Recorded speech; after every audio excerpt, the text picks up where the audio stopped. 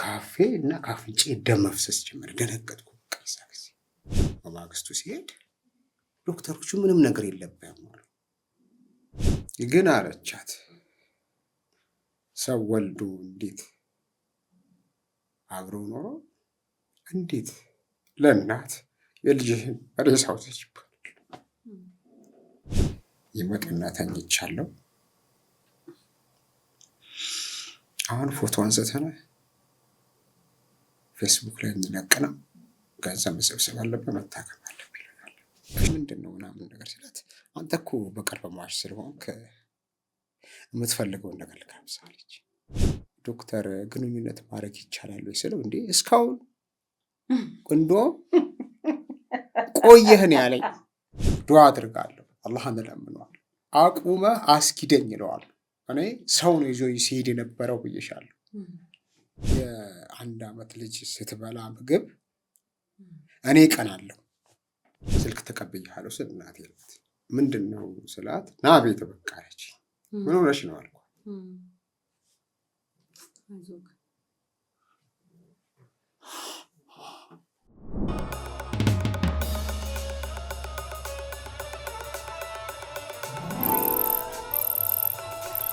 መጀመር ፖድካስት። ሰላም ጤና ይስጥልን ውድ ቤተሰቦች እንዴት ናችሁ?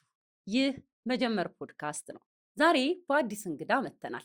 ከዛ በፊት ግን ቻናላችንን ላይክ፣ ሼር፣ ሰብስክራይብ በማድረግ እንዲሁም ደግሞ ሀሳብ አስተያየታችሁን በኮሜንት በማስፈር የዛሬ እንግዳችንን ላስተዋውቃችሁና ወደ ታሪኩ እንገባለን።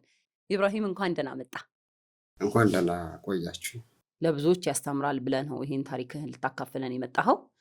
እንዴት ነበር ህመሙን ያወቅከው? እኔ ህመሙን ያወቅኩት ረመዳን ነው። ስራዬን ወር አቋርጬ መስጊድ ነው ሙላው። በቃ ማታ ነው ወደ ቤት ሄጄ የምተኛው። ረመዳንን ሙሉ መስጊድ ነው ያሳለፍኩት። እንዴት አሁን በእኛ ሃይማኖት የጾም ሰዓት ሰዎች ገዳም ሄደው ሱባኤ ይገባሉ፣ በራሳቸው ቤተክርስቲያን የሚያሳልፉት ጊዜ አለን። ልክ እናንተም ረመዳን እንደ ሱባኤ ማለት ነው ወይስ ምን? እንዴት ከዚህ በፊትም እንደዛ ኤክስፔሪየንስ ታደርጋለህ? አሁን ምን አደረግኩ መሰለሽ? ልክ አሁን ሊደርስ ሲል በውስጥሽ በቃ የምታስቢያቸው ነገሮች አሉ። በቃ ለምን አሁን መስጊድ አልካደምም? በቃ ውስጤ በቃ መስጊድን ረመዳንን ወሯን ሙሉ መስጊድ ሌላ ስራ አልሰራ፣ እዛው መስጊድ መካደም ጀመርኩ። መካደም ማለት ማገልገል። በቃ እዛ ያሉትን ሰዎች አሁን እንትን ያለሽ አስፋልት ዳር ነው መስጊዱ ያለው። ሴቶች ምን መስጊድ ነው? ኑር መስጊድ ይባላል። ወዳጅ አምባ ካራ ቆሬ ወዳጅ አምባ ኮንዶሚኒየም ስትሄጂ ኑር መስጊድ ይባላል። እሺ፣ እዛ ማገልገል ጀመርኩ። ማታ ሰዎች ለሰላት ሲመጡ ማታ እወጣለሁ። አስፋልቱ አለ፣ መኪና አስቆማለሁ፣ አሳልፋለሁ። ይሄኔ ማታ ተራዬ ነበር። ካፍጥር በኋላ እስከ ኢሻ እስከ ተራዊ እስከሚሰገድበት ሰዓት ያንን እኔ አስተባብራለሁ። ቀን መስጊድ ነው ያለሁት። አፍጥርም ሰዓትም ደግሞ እዛው መስጊድ ነው ማፈጥረው። እዛው ቴምር ምናምን ነገር አለ። ካፈጠርኩ በኋላ ደግሞ ወደ ቤት ሄጄ ምግብ። የሚገርምሽ ነገር ደግሞ እኔ ሰርቼ አልሰራም እዛው መስጊድ ስለምውል። ልክ ሲሄድ ግን ሰው ይዞልኝ ይመጣል። አፍጠር ብላ ጠጣ። ልክ ረመዳን በወጣ በ4ኛ ቀን ነው አልኩሽ ህመሙ የጀመረኝ አልኩሽ። ከመስጊድ ከወጣው ከ4ኛ ቀን በኋላ እንደዛ ነው ህመሙ የጀመረው። በነገራችን ላይ ህመሙ በብዛት ብዙ አይነት ምልክት ነው የሚሰጥሽ። በመጀመሪያ ደረጃ እኔ ራስ ምታት አለኝ፣ ጆሮዬን ያመኛል፣ አንገቴን ይቆልፈኛል እና የምሰራው ሀብቴ ጊዮርጊስ ነው። የዛ ጊዜ መስተዋት ነበር የምሰራው። እዛ ቁጭ ብዬ በብዛት ስንቀሳቀስ ይደክመኛል። ቤት ውስጥ ስመጣ በቃ ስራ አትችይም መስራት። ከዛ ሐኪም ቤት ሲል ሄዳልኩኝ። የግል ሐኪም ቤት አለ። የምኖረው ካራ ቆሬ አጃምባ ኮንዶሚኒየም አካባቢ ነው። ዘመን የሚባል ክሊኒክ አለ። እዛ ሄድኩኝ። መረመረኝ፣ ቼክ አደረገኝ። ይሄ እንደዚህ የሚያደርገህ በመጀመሪያ ሳምባ ነው አለኝ። ሳምባ ምች ነው አለኝ። ሁለተኛ ይሄን ደግሞ መርፌ ወጋኝ፣ የሚያሽን ነገር አደረገልኝና ቤት የተመለስኩ። አሁንም ለውጥ የለም። ራስ መታቱ ቀን በቀን እየጨመረብኝ መጣ። አሁን እንደገና ደግሞ ሌላ ሆስፒታል አለ ማክ ክሊኒክ የሚባል እዛው አካባቢ ጋ ነው። እዛም ሲሄድ እዛም የሱ ምንድን ነው የሚያደርገው? እሱ ደግሞ ጨጓራህ ነው እዚህ ጋር ትንሽ ቁንጥጥ ቁንጥጥ ያደርገኛል። ይሄንን እየነሰዳግረው ጨጓራ ነው። እሱም ያው መርፌ ሰጥቶኝ ተመለስኩ። ማስታገሻ ነገር ነው የሚሰጡኝ። ከዛ በሶስተኛው ነው ጤና ጣቢያ ሄድኩኝ። ግራር አለ ወደ ስልጤ ሰፈር መውረጃ ጤና ጣቢያ፣ እዛ ሄድኩኝ። እዛ ሲሄድ ያለኝን ነገር አዩት፣ ሙሉ ምርመራ አደረጉልኝ። ከዛ በኋላ ልክ ከከሰዓት ውጤት ደም ሰጠው፣ ሽንት ሰጠው፣ የኮሮናም ራሱ ምርመራ ሰጠው። የኮሮና ጊዜ ነበር የታመምከው? የዛሬ አሁን 3 ዓመት ከምናምን 4 ዓመት ሰጠው። ከከሰዓት ውጤቱ ሲል አይ አንተ ህመምህ የሳምባ ምች ነው። በዛ ጊዜ ምላሴ ነጭ ሆኗል። ከዛ ፌስታል ሙሉ መድኃኒት ሰጡ። ጠዋትና ማታ የሚወጋ እዛው አካባቢ ካለ እዛ ፋርማሲ መወጋት ትችላለህ። እሺ አልኩኝ። ጠዋትና ማታ የተወጋው መርፌን ጨርሼ ቀኑ አጫሉ እንትን እሬቻ ነው እና የዛ ጊዜ በማግስቱ ቁጭ ብዬ ካፌ እና ካፍንጬ ደም መፍሰስ ጀመረ። ደነገጥኩ። የዛ ጊዜ አላህ ምንድን ነው ነገር አልኩ። ከዚህ በፊት የጓደኛዬ ወንድም እንደዚህ ደም ሲፈሱ አይቻለሁ እና ካንሰር ታማሚ ነው። ደነገጥኩ። ካፍንጬ የሚወጣው ደም የተበጣጠሰ አለበት። እዛ ያችኛዋን ጠራረኩኝ ምናምን። አሁን ትልቅ ሆስፒታል ለመሄድ መንገድ ዝግ ነው። በቃ እንደለመድኩት ብድግ ብዬ ማስታገሻ ተወግቼ፣ ቅዳሜ ቀን ነው ማስታገሻ ተወግቼ፣ ሰኞ ማክሰኞ ሆስፒታል ሄዳለሁ። ልክ ስወጣ አለርት የሚሰራ አንድ ጓደኛ ነበር፣ እሱን ያገኘኝ። ዞላ ምንድን ነው ሲለኝ፣ ኧረ እንደዚህ ደም ይፈሰኛል፣ መድኃኒት እንደዚህ የሚወጋ ሳምባ ምች ነው ብሎ የነበረ። አሁን ደግሞ አልቻልኩም ስለው ለማንኛውም ይለኛል ሰኞ ማክሰኞ እኛ ጋር ነው፣ እስከዛ መርፌ ከምትወጋ ማስታገሻ መድኃኒት ልጻፍልህ አለኝ። ጻፈልኝ። ሄድኩኝ፣ መድኃኒቷን ገዛሁና ዋጥኩ። 2 ቀን ሰላም ሆንኩኝ። ማለት ይሻላል ከበፊቱ ህመሙ። ከዛ በኋላ ማክሰኞ አለርት ሄድኩኝ። አለርት ሆስፒታል ሄድኩኝ። ኤምአርአይ ይነሳ ተባለ። የሚገርምሽ ነገር ቆመሽ እንደዚህ ነው የምትነሽው፣ አፍሽን ክፈሽ ትባያለሽ። እንደዚህ ያለ እንትን ውስጥ እንደዚህ ለማድረግ ይሄ አፍ አይከፈትም ብዬሻለሁ። ምላሴ በጣም ነጭ ነው። ከዛ እንደምንም ብዬ ተነሳው። በማግስቱ ነው። በማግስቱ ሲሄድ ዶክተሮቹ ምንም ነገር የለብህም አሉ። ውጤቱ ምንም ነገር አያሳይም። በየ30 ደቂቃ ወይም ከዛ በታች ደም ይፈሰኛል። አፍንጫዬ ደም ይፈሳል፣ አክታዬ ደም አለው። ከዛ በኋላ እደጅ ጠብቀናል። ተመካከሩ። ወደ ጳውሎስ ሪፈር ጻፉልኝ። ጳውሎስ ልክ ሪፈር ሄድኩኝ። ከዛ በፊት ግን ጳውሎስ ሪፈር ስባል እዛ የሚሰራ ልጅ ማቀው ነበር። ጓደኞቼ ደወሉለት። አረ ዞላ እንደዚህ ታሟል ይመጣልና አስተናግደው አሉት። እሺ አለኝ። ከዛ በኋላ እሱ በማግስቱ ደወለልኝና ሪፈሩ የመች ነው የሚለው የትናንትና ነው ስለው ችግር የለውም ይዘኸውና አለኝ። እኔ ጳውሎስ ሄድኩኝ። ወረቀቴን ይዞልኝ ገባ። ዶክተር ጋር ቀረብኩ። ልክ ዶክተር ጋር ስቀርብ ተራዬ ደረሰ። ገብቼ ቁጭ ብዬ እያለ ምንድን ነው አሉኝ። አይ ያለውን ነገር ነገርኳቸው። እንደዚህ ነው ይፈስኛል። ሪፈሬ ላይ ደግሞ እዛ ላይ የሚጻፍ አለ ትንሽ ሂስትሪ ያለው እሱን አዩና ካሜራ፣ ቀጭን ካሜራ አፍንጫ ውስጥ ከተቱ እና እንደዚህ በቴሌቪዥን ይታያል። አንዷ ዶክተር ከዛ እየሮጠች መጣች። ከየት ነው የመጣው አለች። ከአለርት አልኳት። እንዴት ይሄን ነገር ማየት ያቅታችኋል? ስንት ቀን ነው እንደዚህ ሆኖ ካለች።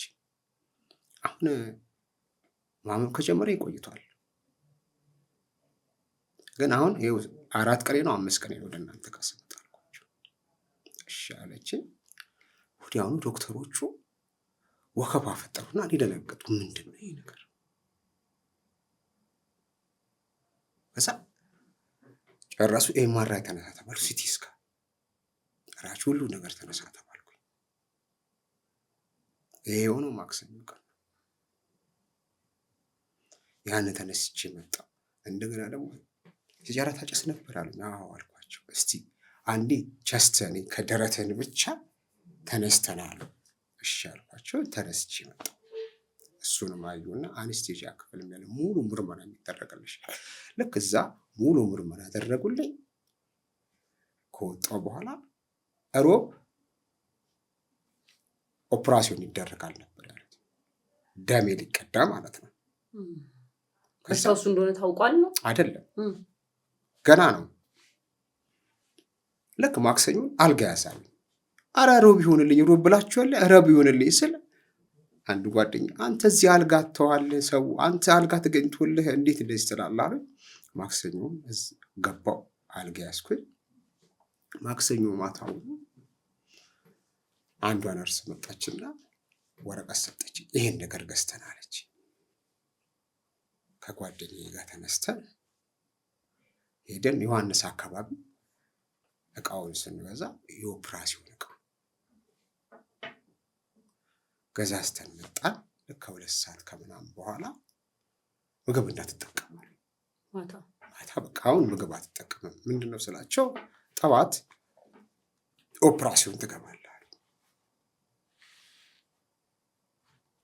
ከዛ በኋላ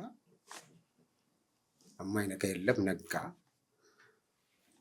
ልክ ሮብ ጠዋት 2 ሰዓት ከምናምን ላይ ከዛ ፊት ምን ሆነ መሰለሽ? ማክሰኞ ዕለት ማታ ወረቀት አመጡልኝ። ወረቀቱ ምንድን ነው? ፊርማ አለው። ኦፕራሲዮን ልትደረገ ስትይ ራስሽ የምትሞይው ፎርም አለ። ፎርሙን ሞላው። ሮብ ጠዋት 2 ሰዓት ላይ ኦፕራሲዮን ክፍል ገባ። ከዛ በኋላ ያው ከዚህ በላይ ታወልቂያለሽ። ኦፕራሲዮን ልትገባ ስትል ቤተሰብ ምናምን አልመጡም? እኔ ጓደኛዬ ነበር ከኔ ጋር ያደረው። ባለቤቴ ደግሞ ማታውን ሄዳለች። እኔ ልክ ስገባ አልደረሰችም። እኔ ገባው፣ ኦፕራሲዮን ክፍል ገባው። ልብሴን አወራለሁ፣ ጋውን የለበስኩና ትተኛለሽ። ከዛ መሰካካት ሲጀምሩ እኔ በህይወቴ ፊልም ላይ ነው ያየሁት። እዚህ ጋር ሲሰካካብሽ በቴሌቪዥን እንደዚህ እያየሽ ነው። ዶክተሮቹ መነጋገር ጀመሩ። አፉ እኮ አይከፈትም፣ እንዴት ነው ኦፕራሲዮን የምናደርገው ምናምን ነገር ሲባል አንዷ ነርስ መጣችና እስቲ አፍን ክፈተው አለች። ትንሽ አፌ ተከፈተላት። በቃ በዚህ ማድረግ እንችላለን። ከዛ እያወሩኝ ኦክሲጅን ጫና አረጎብኝ። ራሴን እንትን አደረኩ። ልክ ሰደቃ እጄ ምናምን ታስሯል። አንድ እጄ እንትን ብሏል፣ ተፈቷል። ድግ እንዳልኩኝ ነቃህሩኝ። አንተ አስቸጋሪ ምናምን ነገር ምንድን ነው ስላቸው፣ እንዲህ ኦፕራሲዮን እኮ ስትደረገው አስቸግረህ አፍንጫ ውስጥ ያለውን ጥጥ በእጅ እንትን አድርጋ ሆኖ ተነሳው። ልክ ጋሪው ሲመጣለኝ አረ ተነስቼ እሄዳለሁ። ቀጥታ ወደ ሽንት ቤት ነው የገባሁት። ምንድን ነው የምታደርጊው እንዴ አልኩኝ።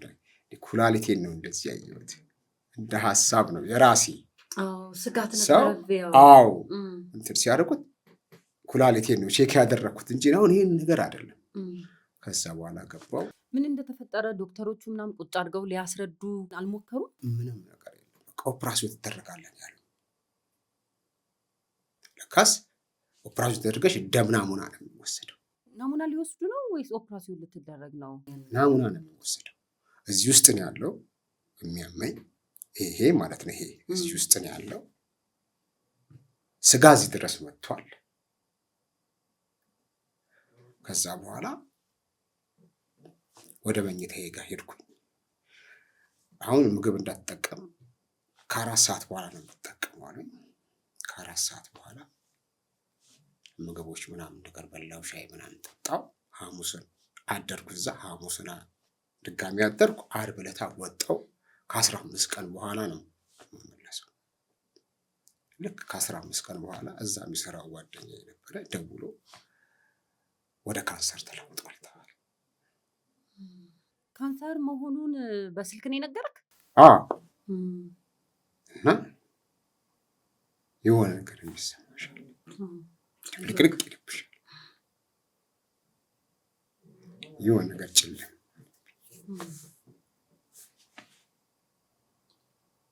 አይዞክ እማረገው ግራ ገባኝ።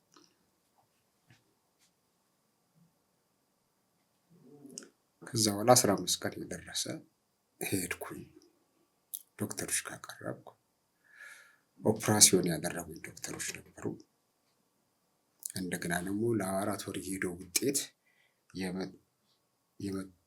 የሰሩትም ዶክተሮች ነበሩ።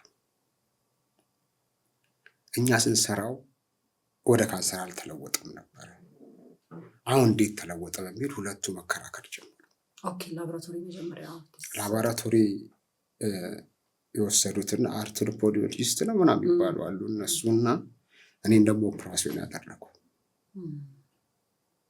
ከዛ ከ2 ቀን በኋላ ነው አሉ።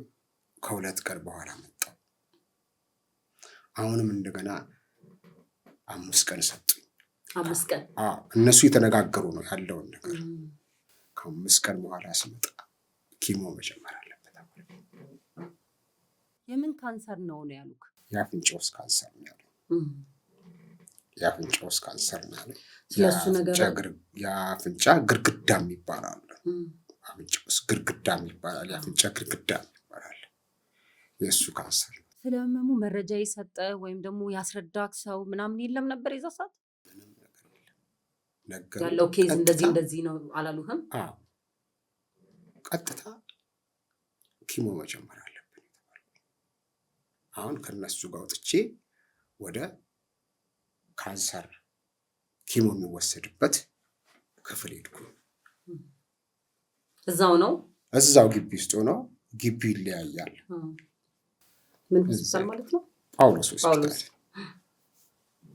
እዛ ሄድኩኝ። ልክ እዛ እንደገባው ወረፋ የደረሰ ዶክተሯ ጋር ገባው። ያለውን ነገር አወራች። አሁን ኪሞ መጀመር አለብን። ከዛ ፊት ግን ደም ምርመራ ደም መስጠት አለብን አለች። እሺ አልኩኝ። ደም ሰጠው ዛሬ። በማግስቱ ሄድኩኝ። ሰዓት ትንሽ ሳል አለብህ፣ ኪሞውን መውሰድ አትችልም። ይሄን ሳሉን በመጀመሪያ ማጥፋት አለብህ። ትኩስ ነገር እየጠጣ ይሄን ነገሮች ማድረግ አለ።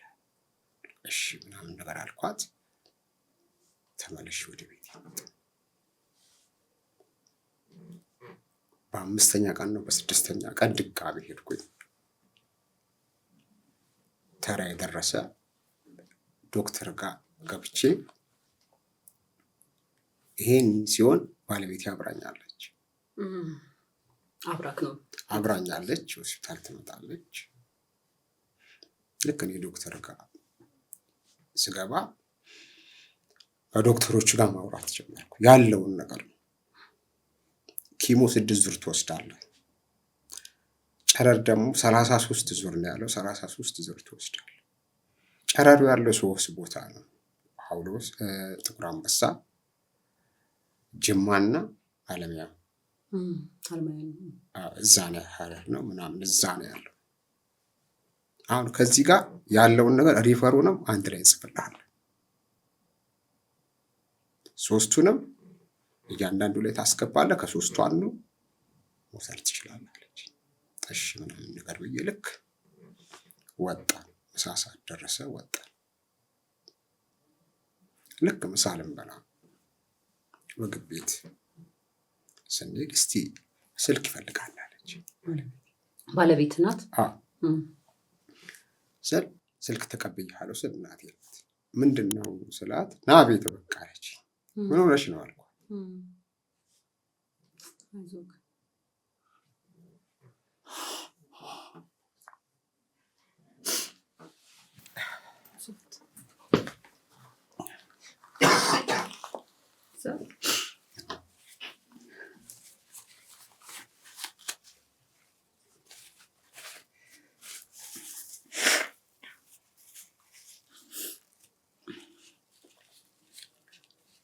ና በቃ አለች።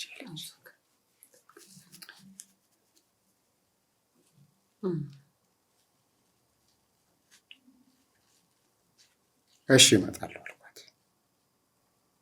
ከዛ ምግብ ቤት ሄደ። ስልኩን ዘጋሁት። ምግብ ቤት ሄደ። ምግብ እየበላን እያለ በቃ አንተ ለምን ወደ ቤት አትሄድም? የት እናትህ ጋር? ቃል መሪላት ተሳቀቀ። ኢብራሂም በእናትህ አታልቅስ በቃ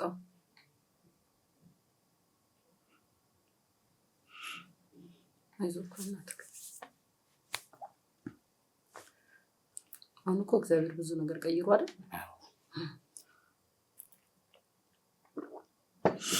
ምንድን ነው አልኳት። ብር ነው እኔ ለምኜ አገኘዋለሁ። ምንድን ነው የጎደለብሽ? አይ በአንተ የተነሳ ስራዬን መስራት አልቻልኩም። እሷ ስራዋ ምንድን ነው? እኮ ትሰበስባለች፣ የተለያየ ነገር ትሰራለች። ጥዳኩም በእናትህ ምንድን ነው የጎደለብሽ አልኳት። በዛ ሰዓት ሀብተ ጊዮርጊስ ያሉ ጓደኞች ገንዘብ ይሰበስቡልኝ።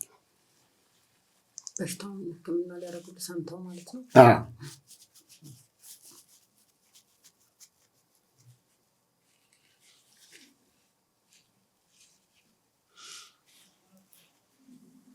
አይ እኔ በአንተ የተነሳ እናቴም ከገጠር መታ ማግኘት አልቻልኩም። በቃ ጓደኞቹ ሰብስበው ለሕክምና ያወጣሁት ለሲቲ ስካን ምናምን አውጥቼ 20 ሺህ ብር ልስጥ ስትለኝ ይሄ ለልጅ ይሆንልሃል አልኳት። ከባለቤት ጋር ልጅ አላችሁ? የዛ ሰዓት ልጃችሁ ስንት ዓመቷ ነበረ? 4 ዓመት። የ4 ዓመት ልጅ የዛ ሰዓት ለእሷ ይሆናል ትባልፍልኝ ምናምን ነገር አልኳት። ከዛ ወጣን። ማተብና ስምታ ገባን። በዛ ላይ ደግሞ የታዘዘልኝ መድኃኒት ነበር። ማተቡን ልክ አስመጥቼ እንደጨረስኩ መድኃኒቱን ተገዛና ልክ እጄ ላይ ያስረክበኝ ጥላኝ ሄደች። የዛኑ ሰዓት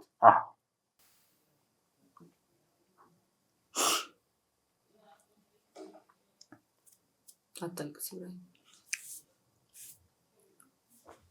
በሶፍት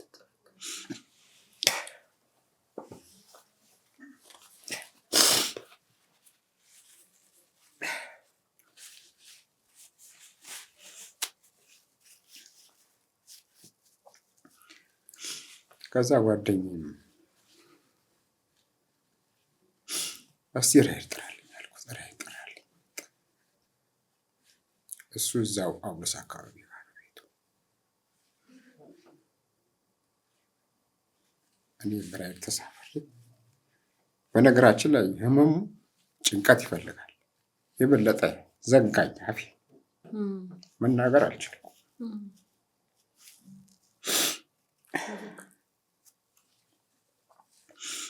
ሹፌሩ ምንድን ነው ሲለኝ እኔ እንደዚህ ካንሰር ታማሚ ባለቤቴ እንደዚህ ጥላኝ ለበጎ ነው አለኝ። አይዞህ በመሀል ስልክ ደወልኩና ሲራጅ የሚባል ጓደኛ አለ የተመሰለው ሰፈር አካባቢ ነው ስራ ሲለኝ ሰፈር አካባቢ ጋር ያለሁት ሲለኝ በቃ ወደ አንተ ቤት እየመጣሁ ነው አልኩት።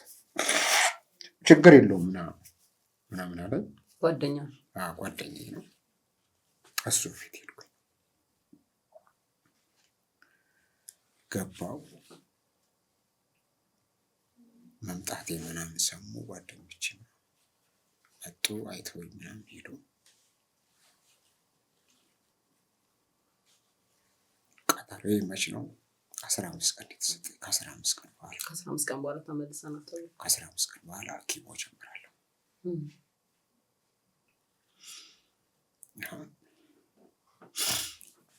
እሷ ልክ አስቀድማኝ መታ ዞላ ሴት ሄደ ሲሏት ቤተሰቡ ጋር አስረክቤ መጥቻለሁ ትላቸዋለች። ሰፈር ነው። ከዛ ጓደኞች ይመጣሉ። ሲያዩ እንዴ አላው ሄዱና እንዴ አንቺ አስረከብ ነው ያልሽው ለቤተሰቡ እሱ እኮ አለ ሲባል አይ ቤተሰብ አላረከብ ብለውኝ ነው። ከዛ ጓደኞቼ ይሰበሰቡና እኔ ተኝቼ በማላውቀው ቤተሰብ ከሄዱና እንዴት ቤተሰቦትን አይረከቡምስ ብላ እናቴን ያናግሯታል። ጓደኞችህ ሲያናግሯት ኧረ እኔ ቤት አዘጋጅቼ እየጠበቅኩት ነው እሱ ነው ያልመጣም ያለኝ። እኔ እየጠበቅኩት ነበር። ማዘር ይሄን እንደታመምክ ምናምን ታውቃለች? እኔ እየጠበቅኩት ነበረ እሱ ነው ያልመጣው። ግን አለቻት ሰው ወልዶ እንዴት አብሮ ኖሮ እንዴት ለእናት የልጅህን ሬሳ ውሰጅ ይባላል? አይዞህ በእናትህ ደውላ እኔ የልጅሽን ሬሳ ውሰጅ ነው ያለች። እናትህ? የምርህን ነው? አታልቅስ በእናትህ በቃ። እኔ የሚገርመኝ ደግሞ እዛ ማውቀው ጓደኛ ያልኩሽ ሕክምና ላይ ሲሯሯጥልኝ የነበረው ለወንድሜ ጋር ደውለው እና ወንድምን ካልወሰድኩ አንተን በር ላይ ነው የምናስቀምጥልህ። ለማን ነው እንደዚህ ያሉት? ለወንድሜ። ማን ያለው? ሲሯሯጥልኝ ነበረው።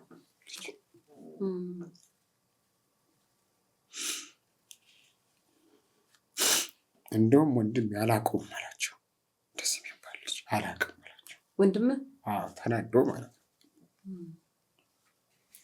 ከዛ ሲላቸው ይህ ጓደኛዬ ሀብተ ጊዮርጊስ ይሄድን ለጓደኞቼ ኧረ ዞላ ወንድሙ ጋር ደውዬ እንደዚህ ስል እኔ አላውቀውም አለኝ። ጓደኞቼ ተናደው ወንድሜ ጋር እሱ ጋር ሲሄዱ እዛ ሰፈር ልጅ መሀመድ ትሮካ የሚባል የዞላን ወንድም አሳየኝ። አላውቀውም ማለት ሲባል ኧረ ተው እንደዚህ አይልም እሱ እናናግረዋለሁ እናንተ ተመለሱ ይላቸዋል። ይመለሳሉ። በመሀል ጓደኞቼ ይሰበሰቡና አሁን ይመካከራሉ። ፎቶ እናንሳው፣ ፌስቡክ ላይ እንልቀቅና ገንዘብ እንሰብስብ ይታከም። ይመጡና ተኝቻለሁ። አሁን ፎቶ አንስተን ፌስቡክ ላይ እንለቅ ነው፣ ገንዘብ መሰብሰብ አለብን፣ መታከም አለብን ይላል። እሺ አልኳቸው። ያነሱኝና ፌስቡክ ላይ ይለቁታል። ጣሪያ ሰፈር ሀብተ ጊዮርጊስ ካራ ቆሬ ጃምባ ያሉ ጓደኞቼ ትኬት ያዘጋጃሉ። ትኬት ምሽት ልትታከም ተሰበሰበ። ልክ የመጀመሪያ ኪሞ መውሰድ ጀመርኩ። የመጀመሪያ ኪሞ ወስደው አድሬ ነው እዛ። ጠዋት ሄድኩኝ። አልጋ መያዝ አለብህ ተባልኩኝ። በዚህ መሀል አንዳንዴ አላህ ጥሩ ነገር ያደርግልሻል። ጥሩ ጓደኛ ሰጠኝ። ለእኔ ምርጥ ናቸው። ግማሹ ሆስፒታል አብሮኝ ያድራል፣ ግማሹ ቤት ከኔ ጋር አብሮኝ ያድራል፣ ግማሹ ምግብ ያምጡልኛል። ሆስፒታል ያልኩሽ ኪሞን ልጀምር 2 ሰዓት ተኩል ገባው። ኪሞ መጀመር አለበት ተባልኩኝ። እሺ አልኩኝ። የኪሞ እቃዎች ሙሉ ማቴሪያል ተሰጠኝ። አልጋ ላይ ስገባ ያው አልጋ ሞልቷል። ሰውም ይለቃል፣ አድሮ የሚወጣ አለ። ጠበቅኩኝ። አልጋ ተሰጠኝ። ቁጭ አልኩኝ። ጓደኞቼ ምግብ ሊያመጡ ሲሄዱ እኔ ምግብ አልበላም፣ አፌ አይከፈትም። በስትሮ ነው የምመጣው። ምግብ መብላት አልችልም፣ በዚህ መጉረስ አልችልም። ትንሽዬ ነው የሚከፈትልኝ ጥርሴ። ከጎኔ ታመመ ሰው ነበር። ምግብ ብላ ብለው ፍትፍት ነገር ሲሰጠኝ ምግብ በላት አልቻልኩም። ሴትዮዋ ማልቀስ ጀመረች።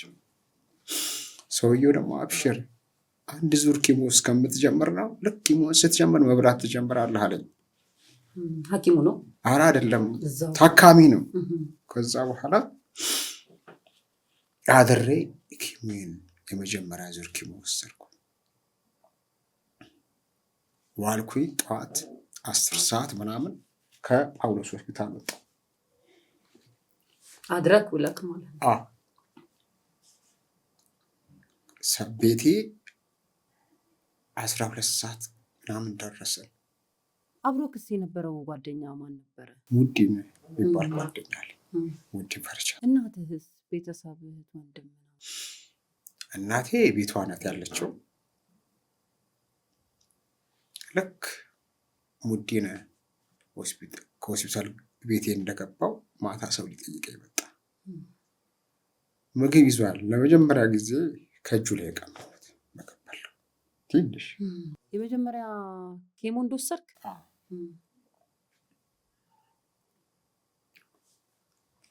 በማግስቱ ሰዎች መምጣት ጀመሩ። ጆላ መጥቷል፣ ከሆስፒታል ገብቷል፣ ለቤት ነው ሲባሉ መጥቷል። ከዛ እናት የመጣች እህት ምናምን ወንድሞች ምናምን መጡ። ሲያዩ ከቤት አልፎ ሰው ውጭ ግቢ ውስጥ ብዙ ሰው ነው ያለው። እነሱ ሊወስዱኝ ነበር የመጡት። አሁን ከባለቤት ጋር ተለያይተ ያለህ አሁን እየኖርክ ያለህበት ቤት የማ ቤት ነበር? የጓደኛ ቤት። የጓደኛ ቤት። ከዛ በኋላ ሲያዩ ሰው ይላል በቃ እኔ ካሁን በኋላ እኔ መመላለስ የማይጠበቅብኝ አደራ ለእናንተ ሰጥቻለሁ። እናቴ ሄደች።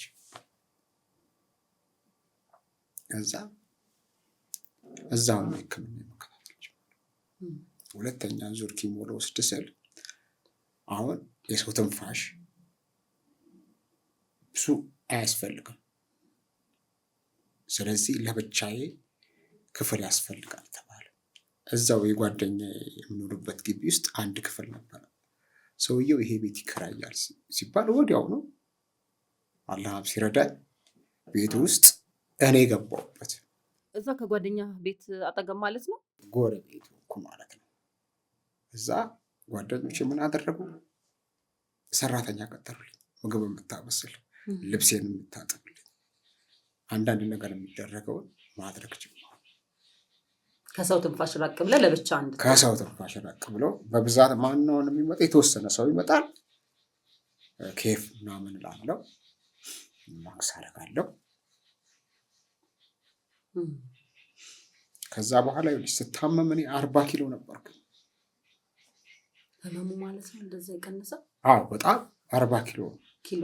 አዎ ፎቶንም አለ አሳይሻለሁ። ከወደ ስልክ ይታለ 40 ኪሎ ነበርኩኝ። ከዛ በኋላ ግን ኪሞ ልክ ልጀምር ስል ዶክተሯ መብላት አለብህ አለች። ኪሞ መድኃኒቱ አንተን ማገዝ ያለብህ፣ እህል ይፈልጋል፣ ጉልበት ይፈልጋል። ሁለተኛ ዙር ኪሞ ልወስድ ሲሄድ 65 ኪሎ ገባሁ በአንዴ። ኪሞውን መውሰድ ሲጀምር ምን ሆንኩኝ? አፌ መከፈት ጀመረ። ያለው ነገር አፌ የደረቀው ምናምንስ እንዴት ሆነ? አፌ መከፈት ጀመረ። እኔም ትንሽ ትንሽ ማውራት ጀመርኩኝ። ምግብም መመገብ ጀመርኩኝ። ልክ ኪሞዬን እየወሰድኩኝ ልክ ለሶስተኛ ዙር ላይ ያለ እኔና ሙዲን ተያይዘን ጥቁር አንበሳ ሄድን። ጥቁር አንበሳ የጨረራችንን ወረፋ ልናስይዝ። ልክ ስንሄድ ማክስ የለም። ከ2 ከ3 ቀን በኋላ እጥረት አለ ማክስ አሉ። እሺ ምናምን ነገር አለንና ከ2 ከ3 ቀን በኋላ እንዳጋጣሚ ሄድን። ስንሄድ ልክ እዛ ልክ ስንደርስ ልንደውልላችሁ ስንል መጣችኋል። ፕራይቬት ነው ጨረር የምትወስጂው።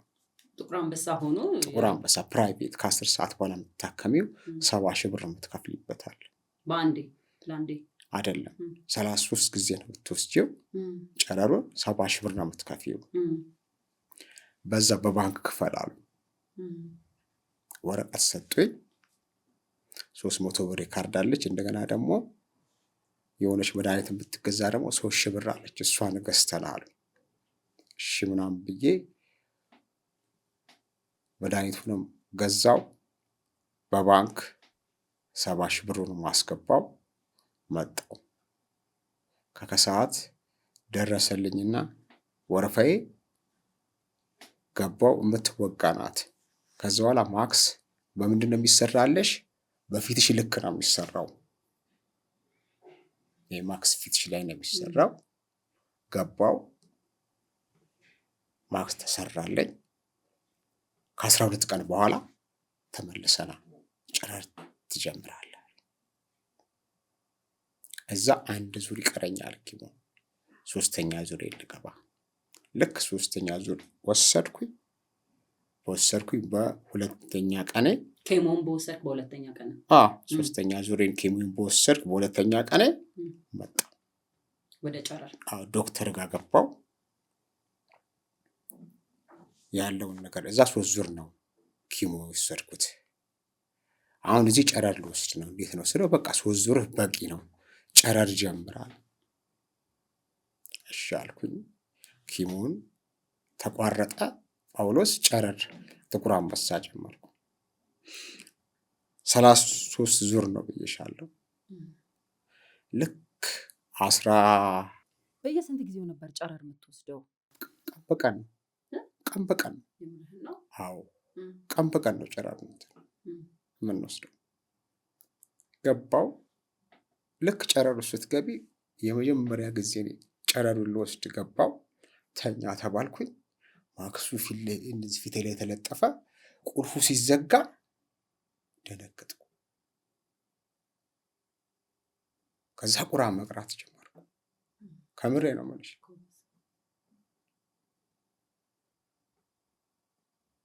የምትውጪም አይመስልሽም። አትነቃነቂ። በቃ ይሄንን ይዞሻል። ተኝተሻል። እዚህ ድረስ ነው የሚቆለፈው። እንደዚህ ብለሽ ተኝተሻል። ፊትሽ እንደዚህ ነው ያለው። 12 ደቂቃ ግፋ ቢል እስከ 13 ደቂቃ ትቆያለሽ እዛ ውስጥ።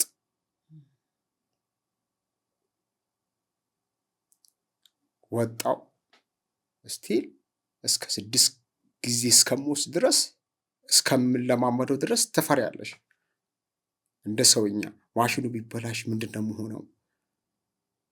እዛ ውስጥ ብቻ ሊሆነ ነገር አደጋ ቢከሰት እንደዛ ነው የምታስቢ። ማሽኑ እንትን ይዞታላ ሮጠሽ አታመልጭም። ራሳቸው ካልከፈቱልሽ አታመልጭም። 3 ዙር 4 ዙር 5 ዙር ልክ 10 ምናምን ዙር ልክ ስገባ ምላሴ አፌ ውስጡ መቁሰል ጀመረው። እንደ በፊቱ ድጋሚ ማለት ነው? አይ በቃ ይሄ የማሽኑ የጨረሩ ያቆስልሻል፣ ውስጥ እንትንሽን ይቆስላል። ምላሴ እንደዚህ ሳወጣው እሾክ ጥቁር ነው። ይሄ ደግሞ ውስጡ አፌ እንደዚህ ምናምን ቆሳስሏል። ከዛ ዶክተሯ ጋር አንድ ዶክተር አለች፣ እሷ ጋር ገባው። አረ ጨረር እየወሰድኩኝ ይሄው እንደዚህ ቆሳሰለ። ስንተኛ ዙር ነው አለችኝ። 15ኛ ደስ ይሉ ስላት በእናት እንዳታቋርጠዋል። ሰዎች ሳይድ ኢፌክት እንደዚህ አይነት ነገሮችን ሲመጣባቸው ደንግጠው ያቋርጣሉ። አሁን መድኃኒት እጽፍልሃለሁ ይህችን ግዛት ለ10 ቀን ትውጣታለህ እንዳታቋርጠዋለች። እሺ ምናምን ነገር አልኳት። መድኃኒቱን ሄጄ ገዛው።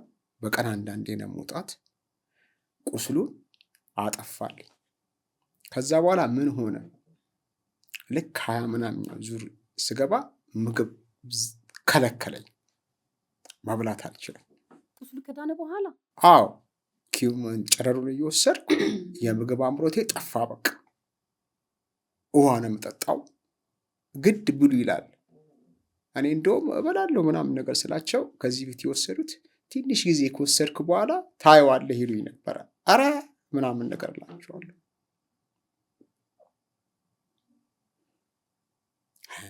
26 ዙር ስትገቢ በቃ የምገባል። ትንሽ ኢንሹር ወተት የምትባላለች። ኢንሹር ወተት ምርጥ ነው። እሱ ይታዘሻል ከተገኘ። አሁን እንደውም ጠፍቷል። እሱን በቃ ለብ ባለ ውሃ በጥበጥ አድርገሽ ምግብ እምቢ ሲልሽ እሱን ትጠጪዋለሽ። ትንሽ የምግብን እንትን ይተካልሻል። እሱን ነው እሱን እየወሰድኩ ራሴን የተቋቋምኩ። ውሃ ግድ ነው። ውሃ ትጠጫለሽ፣ ያዞርሻል። ምግብም ስለማትበይ በብዛት ያዞርሻል። ያንን እያልኩ እየጠጣው ምን እያልኩ እንደምንም ብዬ ነገርኩሽ 33 ዙር ጨረር ወሰድኩ። የመጨረሻ ጊዜ የወሰድኩት ጊዜ ማለት ነው የሆነ የሚሰማሽ ነገር አለ። እንዴት ነው ከአንድ ነገር እንዴት ነው ተላቀቅኩ የምትይው ነገር አለ አይደለ? እንደዚህ አይነት ስሜት ነው የተሰማኝ። ደስ አለክ? አዎ በቃ ጨረስኩ አልኩ።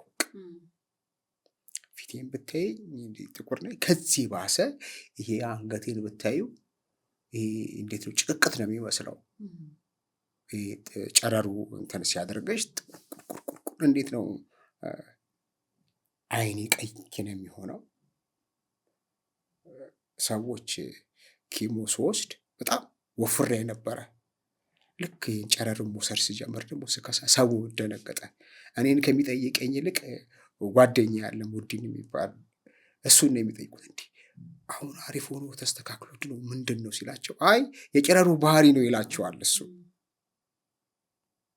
ልክ ከ2 ወር በኋላ ሲቲ ስካን ተነስተና ተባልኩኝ።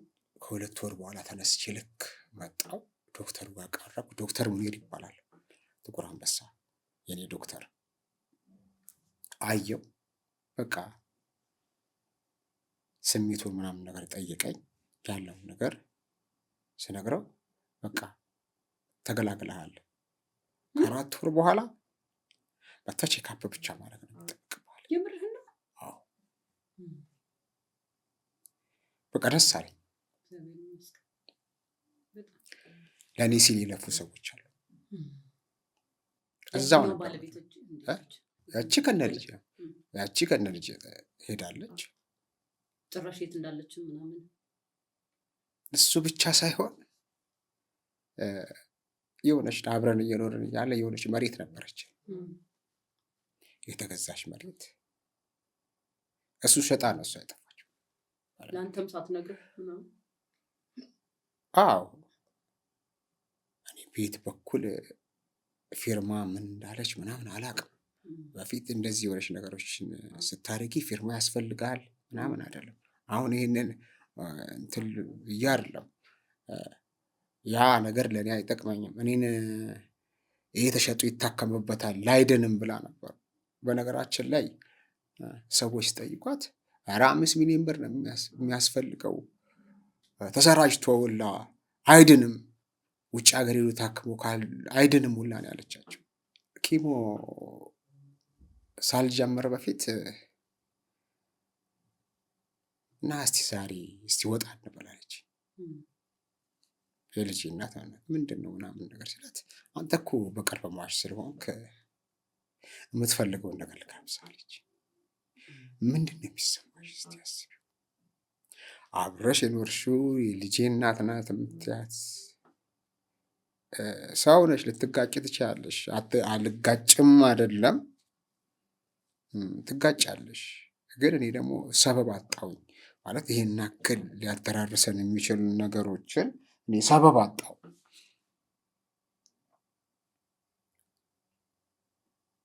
እስቲ ልጋብዝ ምናምን ነገር ብላ ቁርጥ ቤት ስጋ እስቲ የሚያምርህን ልብስና ጫማ ልግዛልህ አለች። ለምንድን ነው ምናምን ነገር ስላት ቃል በቃል ነው እንደዚህ የምትልክ? ወላሂ አንተ በቃ በቅርብ ቀን ስለምትሞት በቃ እስቲ የምትፈልገውን ነገር ደስ ያለህን ነገር ብላ ጠጣ አለች። አደነግጭ እልህ ያዘኝ ውስጤ። ሊያድነኝ የሚችለው ሊገለኝም የሚችለው አላህ ብቻ ነው። ሰው ምንም ነገር ማድረግ አይችልም።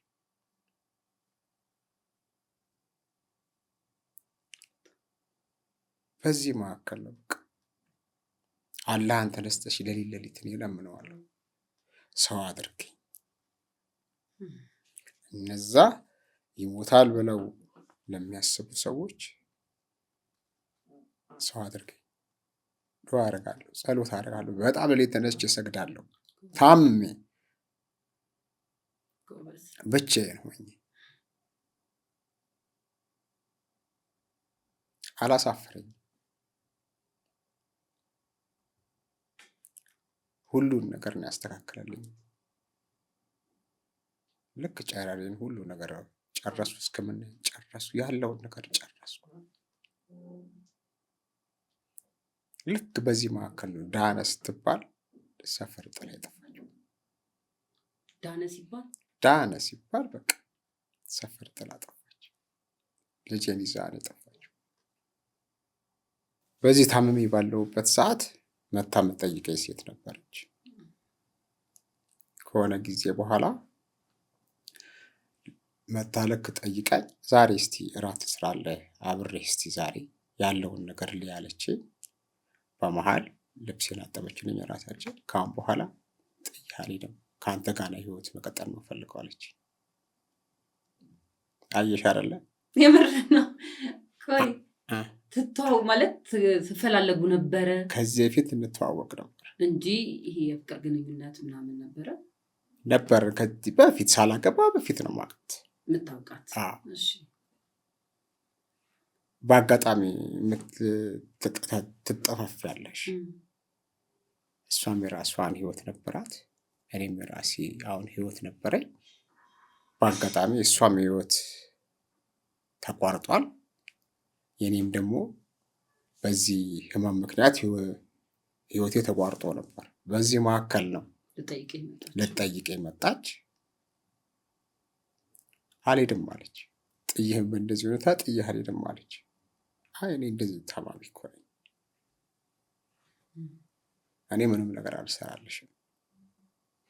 ግፋ ቢል ህክምና ስጀምር እንትኑን ፎርማሊቲውን ስሞላ የመውለድ አቅሜ 99% አትወልድም ተብያለሁ። 1% ነው የምትወልደው ተብያለሁ። ልጅ ላልወልድ እችላለሁ፣ ልጅ ላትወልጅልኝ ትችላለች ስላት ችግር የለውም አለች። አንተ ብቻ ኑር፣ አንተ ብቻ ያለውን ነገር ከኔ ጋር ኑር ያለች። ግን አንዳንዴ እንዴት ነው ከላይ ነው ትእዛዙም ይባላል። ከላይ ከተሰጠሽ ሁሉ ነገር ሰላም ችግር የለውም ያለች። በመጀመሪያ አንተ ደህንነትን አረጋግጥ፣ ጭንቀትን ነው ማራገፍ የምፈልገው ያለች። ከዛ በኋላ ይደርሳል ያለች። በመሀል ግን አረገዘች። የምርህን ነው? አዎ። እሺ።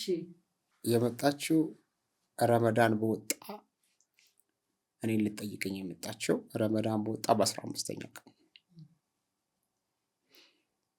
መጣች። እኔን በዛው ልጠይቀኝ የመጣችው ስታየኝ ያለሁበት ሁኔታ ስታይ በቃ እኔ ጥዬህ አልሄድም አለች። እንከባከብሃለሁ ያለውን ነገሮችን እኔ እንደውም እፈራ ነበር እንደዚህ አይነት ነገሮችን። አሁን ታማሚ ስለሆንኩኝ ከእሷ ጋር ያለኝ ኮሚኒኬሽን ሳደርግ አንዳንዴ ግንዛቤ ሳይኖሮች ይጋባል የሚለውን ነገሮችንም ታስቢያለሽ። እንደዚህ አስብላት ነበረ። ከዛ በስንተኛ ወሬ ነው ዶክተር ጋር ሄጄ ዶክተር ግንኙነት ማድረግ ይቻላል ወይ ስለው እንዴ እስካሁን እንደውም ቆየህ ነው ያለኝ። ምንም ችግር የለም ነው ያለኝ። ችግር የለውም ማለት ከዛ በኋላ እኔና እሷ የአመለካከት ችግር ነው። ሰዎች የአመለካከት ችግር ነው። እንደዚህ ነገርኳት። ዶክተር እንደዚህ ብሎኛል፣ ምን ታስቢያለሽ አልኳት። እኔ ችግር የለም ዶክተሩንም ባትጠይቅም ችግር የለውም። አብራችሁ ለመሆን ይወስናል። አብራላው ለመወሰን ነው። አብረን በቃ መኖር እንችላለን። ምንም አይነት ነገሮችን አያግደንም። በፊትም ጠፍተህብኝ ነው፣ አሁን ተገናኝተናል፣ መለያየት የለብንም አለች። እሺ አለ። ከዛ በኋላ አብረን እየኖረን ዛሬ ለዚህ ደረጃ ደርሰናል። ለምን ደረጃ ነገርከን? ተጋብተን አንድ ልጅ ወለድን። እግዚአብሔር ይመስገን። የተወለደችውም ልጇም ደግሞ ጥቁር አንበሳ ነው። በእውነት እኔ ታከምኩበት ሆስፒታል ሴት ነው የወለድነው፣ ጥቁር አንበሳ ነው። ለዶክተሮቹ ሁላ ነገርኳቸው። ወለድኩ ስላቸው ደነገጡ። እንደውም አንተ ታስፈልገናለህ ለእኛ። ነፍ ናቸው ዶክተሮቹ ጋር በመናማቃቸው የነበሩትን እጅ ያናገርኳቸው እና ደስ ብሎናል አሉ። እኔም ደስ ብሎኛል። እግዚአብሔር ይመስገን። ቀላል ነገር አይደለም ያሳለፍከው። ህመም አለ፣ ሰው ማጣት አለ፣ ብዙ ነገር አለ።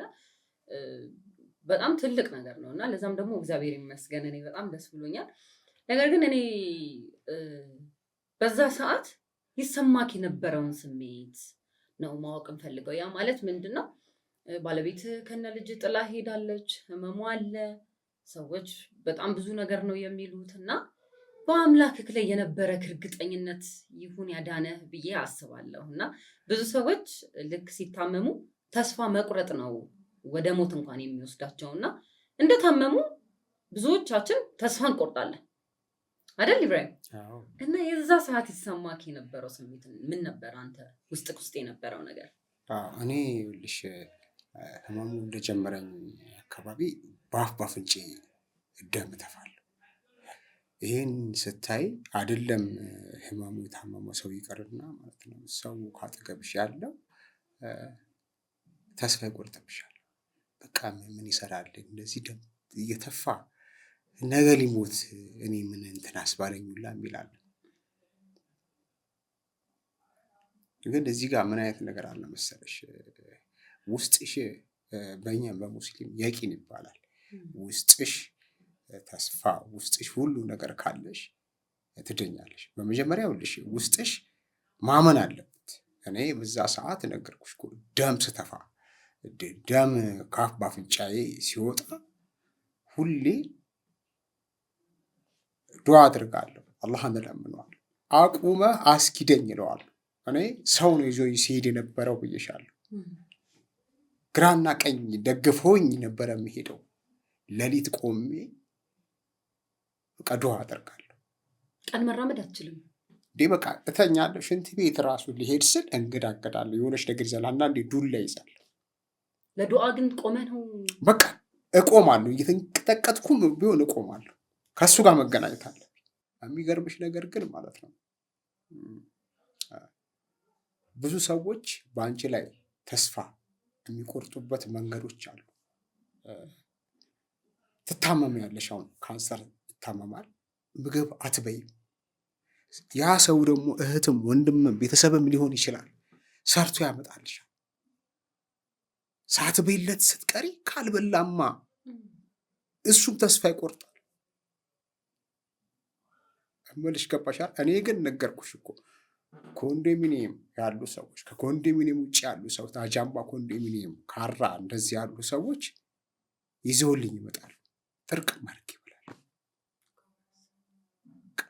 እበላለሁ። እየታገልሽ የሚሆን ትበያ ነገን መኖር እፈልጋለሁ። ዶክተር ያለኝ ነገር አለ ብላ፣ ከበላህ ነገሮቹን ይስተካከልልሃል ነው ያለኝ። በዚህ መሃል ሊጠይቅሽ የሚመጣ ሰው ደግሞ ምን አይነት ነገር አጀንዳ ማለት ነገር ይዞብሽ ይመጣል።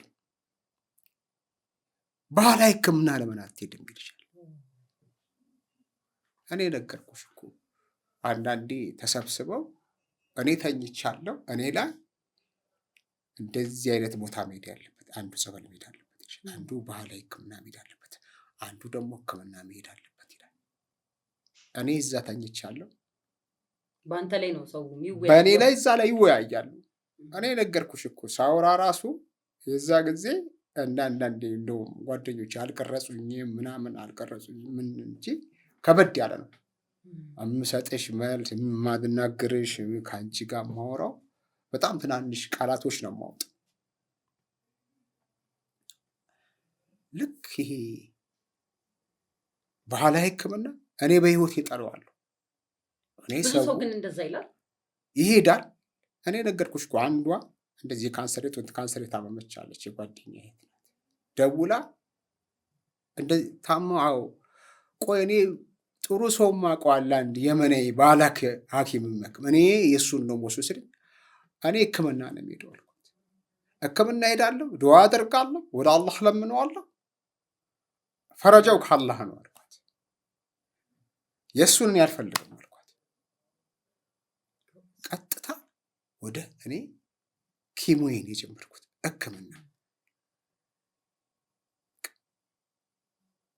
ሕክምናዬን ተከታተልኩኝ፣ ዳንኩ። በሚያሳዝን ሁኔታ ግን ያቺ ልጅ እኔን አሁን ያልኩሽ የጡት ካንሰር ያልኩሽ ልጅ የባህላዊ ሕክምና ምናምን እንደዚህ ወስዳ ነው የሞተችው። ሞታለች፣ ወላሂ ሞታለች። የጓደኛዬ እህት ናት። እያንዳንዱ ነገር ምን አይነት ነገር አለ መሰለሽ፣ ውስጥሽ ማመን አለበት። ሰው ይሄዳል፣ ሰው ይመጣል። መጥፎም እንዳለ ጥሩም ሊገጥምሽ ይችላል። አይሰለችም አይደለም፣ ሰው ይሰለችሽ አይደለም፣ ጓደኛ አይደለም ምናምን፣ የራስሽ ሰው ይሰለችሽ። ግን ምን ያስፈልግሻል መሰለሽ? ለዛ ሰው አንቺ ጥንካሬ መሆን መቻል አለብሽ። ነገ ደህና ነኝ እድናለሁ ጥሩ ሆነ ውስጥሽ እምነት ካለሽ፣ እምነት ተስፋ ያስፈልገናል። ውስጥሽ ይሄ ነገር ካለ ወላሂ ትድኛለሽ። ሰው እኮ ቀላል ነው፣ ቁጭ ባለበት ይሞታል፣ እንቅፋት መጥቶት ይሞታል። እንዲህ ካንሰር ያዘው ማለት እኮ ትሞቻለሽ አይደል? በአግባቡ ሐኪም የሚልሽን ነገሮች ተጠቅመሽ የሚሰጥሽን መድኃኒቶች የሚሰጥሽን እያንዳንዱ የሐኪም የሚልሽን ነገር የምትጠቀሚ ከሆነ ትኖሪያለሽ። እኔ በጣም እምነትክ ያዳነክ ይመስለኛል። እኔ እምነቴ ነው። እኔ ነገርኩሽ እኮ ዱዓ ምናምን አያደርጉልኝ፣ መስጊድም ዱዓ ያደርጉልኛል። ቤተክርስቲያንም ያሉት ክርስቲያኖችም ያሉት ለእኔ ጸሎት አድርገውልኛል። ሙስሊምም ጸሎት አድርገው ዞሮ ሂጂ አልችልም፣ አናቴን ስለሆነ የሚመታኝ ቅዝቃዜው ከኔ ይውልሽ ስል አልቻልኩም። ተመልሼ 3 ቀን ሄጃለሁ። ከዛ ወደ ሕክምና የሄድኩት ግን ሰው በጸሎት ነው ያሰበኝ። ሙስሊሙም ክርስቲያኑም ለእኔ ምርጥ ነው። ውስጥሽ ያለው ነገሮች ተስፋ መኖር አለበት። ነገን ለማየት ዛሬ መጠንከር ነው። ከዛ በኋላስ የልጅህ እናት ስትድን የነበረው ነገር ድጋሜ ደግሞ አሁን በህይወት ከመጣችው መልካም ሴት ጋር ደግሞ ህይወት ስትጀምር ምናምን ልጅህን ስታገኛታለህ? ልጄን አሁን ያገባዋትን ልክ አገባ ሲባል መደወል ጀመረች። ባለቤትህ? አዎ። እና ለልጅቷም የምታስተምራት ይከብዳል። እንዴት ነች ስላት ልጅቷ የምትጠይቀኝ ነገር ሌላ ነገር ነው። እንዴት ማለት ሌላ ነገር? ብር ላክልን ይሉኛል። እንዴ ህፃኗ ናት የምትለው? አዎ። በመጀመሪያ አባቴ እንዴት ነህ ተሻለ ሆይ እንዴት ነህ ነው የሚባለው። ስጫት ለእናትየው ብዬ እስቲ ስለ ብር ከምታስተምሪያት ሌላ ነገር አስተምሪያት። ተቸግረን ነው ያሉት። መቸገራቸውን እኔ አላቅም አላየውም። ሰው ነው ሊቸገሩ ይችላሉ። ግን ምን አይነት ነገር አለ መሰለሽ፣ ወዲያውኑ እኔ ተናድጄ እንዴት ነው ሞተ ብለሽኝ አይደለ እንዴ ሄድሽው አልኳት። የሞተ ሰው ብር አለው እንዴ አልኳት። እኔ ብር የለኝም ሞቷል እኮ ለአንቺ እኔ ሞቻለሁ አልኳት። ይሞታል ብላ ነው ጥላኝ ሄደችው። ዛሬ ምን ተገኝቶ ነው ስለ ብር ነው የምትጠይቀኝ?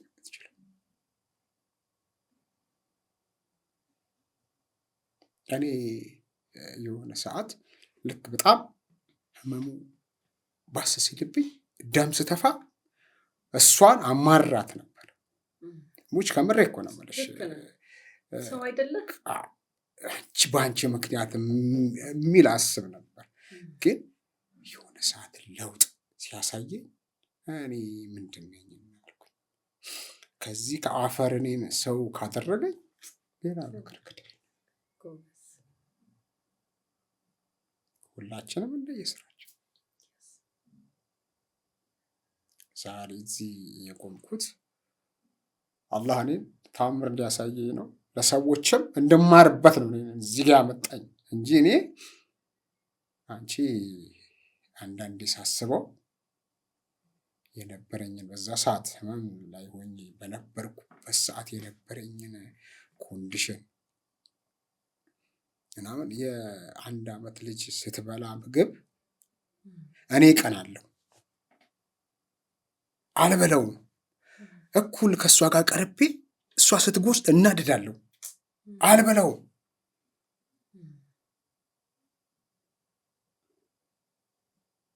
ምግብ ይናፍቅሻል። ከምሬ እኮ ነው የምልሽ። ሙች ይናፍቅሻል። ሰዎች መጥተው ጠይቀው ሲሄዱ ሳያሳዩሽ እንደዚህ ምናምን ነገር ብለው አልቅሰው ይሄዳሉ። ጥሩምባ ሲነፋ ጓደኞች እየሮጡ ይመጣሉ።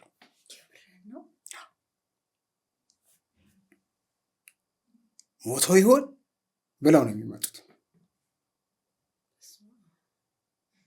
ታዲያ ከዚህ በላይ ህይወት ሲሰጥሽ ታዲያ አንቺ እንደኔ አሁን እድለኛ አለ በዚህ ምድር ላይ የለም። በጣም እድለኛ ነው። ጓደኞች እየደወሉ ምናምን ጠይቀዋል። እስካሁን ከኔ ጋር አብረው ነው ያሉት አሉ። በሁሉ ነገር ነገርኩሽ እኮ በቡድን ተከፍለው ግማሽ ሕክምና ብር ሲሰበስቡ ይነበረዋል። ግማሹ ሕክምና ይዞኝ የሚሄዱ አሉ። ግማሹ ከኔ ጋር ቤት ቀን ቁጭ የሚሉ አሉ። ግማሹ ከኔ ጋር የሚያድሩ አሉ።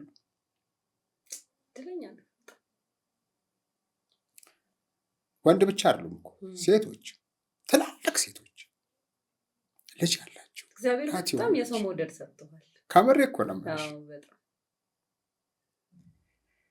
ይሄ ሞርፊን የሚባል መድኃኒት ጠፍቶ አላቃቸውም። ከሆሳና ነው ፈላልገውልኝ ያመጡልኝ። እዛ ያለችው ልጅ ነው ያለቃት።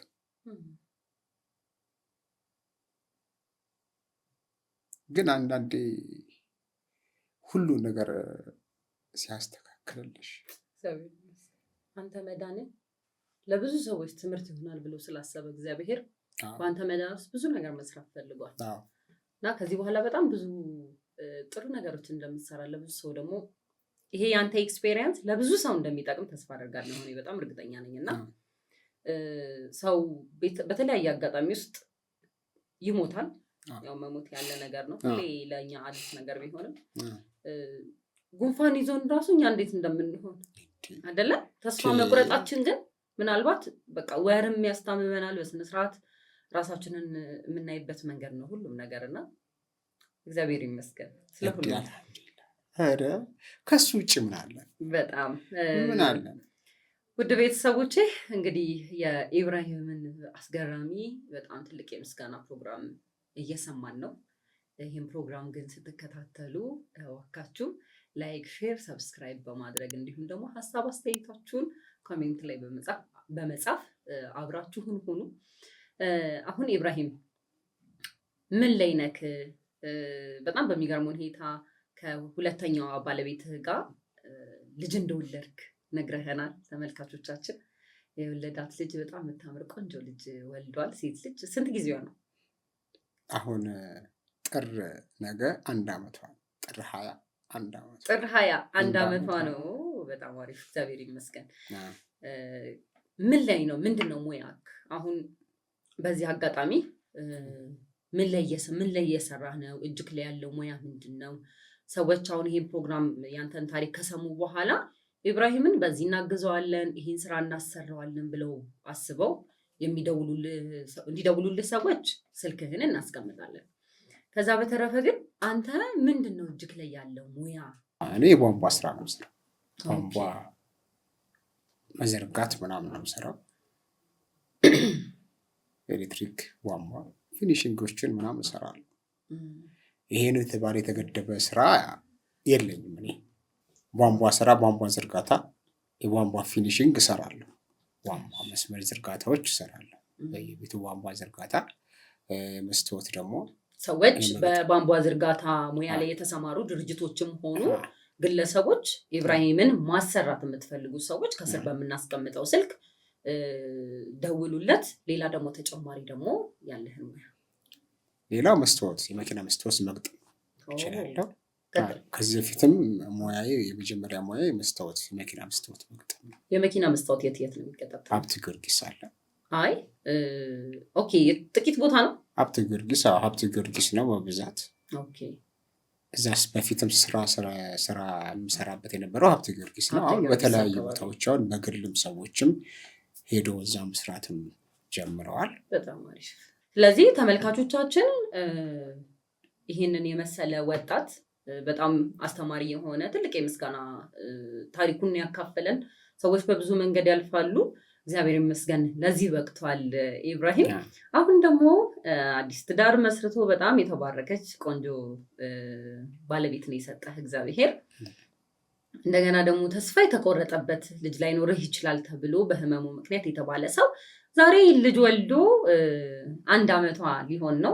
ነገር ግን ኢብራሂም በዚህ ሰዓት አክቲቭ ሆኖ በህመሙ ምክንያት አቆሞ ስለነበረ ብዙ ስራዎችን አክቲቭ ሆኖ ስራ እየሰራ ስላልሆነ እጁ ላይ ያሉ ሙያዎች የቧንቧ ዝርጋታ ላይ እና እንዲሁም ደግሞ የመኪና መስታወት መገጣጠሚያ መግጠም ይችላል፣ መስራት ይችላል። ስለዚህ ድርጅቶች፣ ይህንን የሚሰሩ አካላት በአጠቃላይ ከስር በምናስቀምጥላችሁ ስልክ ቁጥር በቀጥታ ኢብራሂምን አግኝታችሁ እንድታበረቱት፣ ጎበዝ ጀግና ነህ፣ በርታ፣ እግዚአብሔር ከዚህ በኋላ በጣም ብዙ በረከት ብዙ ነገሮችን ሊሰጥህ እያላችሁ እያበረታታችሁ፣ እንዲሁም ደግሞ ሙያውን የምትፈልጉ ካላችሁ እሱ የዚህ ባለሙያ ስለሆነ እየደወላችሁ ስራ እንድታሰሩት እላለሁ።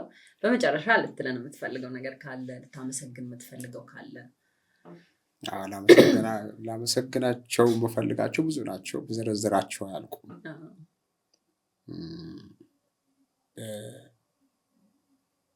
በመጀመሪያ ጣሊያን ሰፈር ያሉ ሰዎች፣ ሀብት ጊዮርጊስ ያሉ ሰዎች፣ አጃባ ኮንዶሚኒየም፣ አጠቃላይ ከካራ ጀምሮ እስከ አጃባ ያሉ ህዝቦችን አመሰግናቸዋለሁ።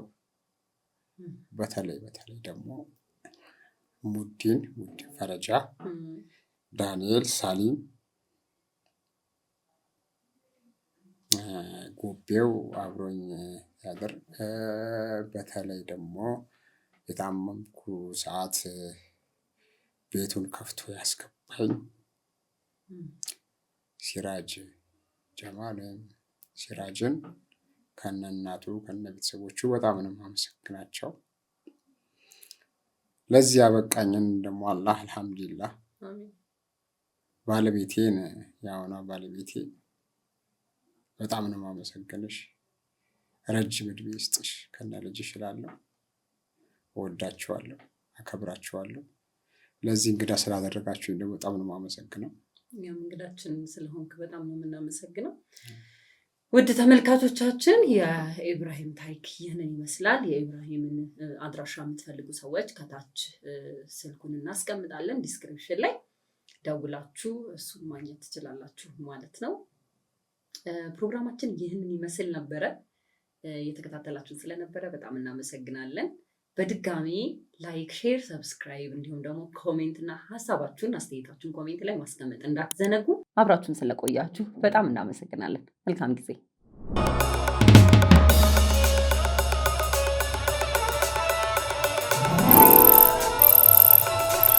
መጀመር ፖድካስት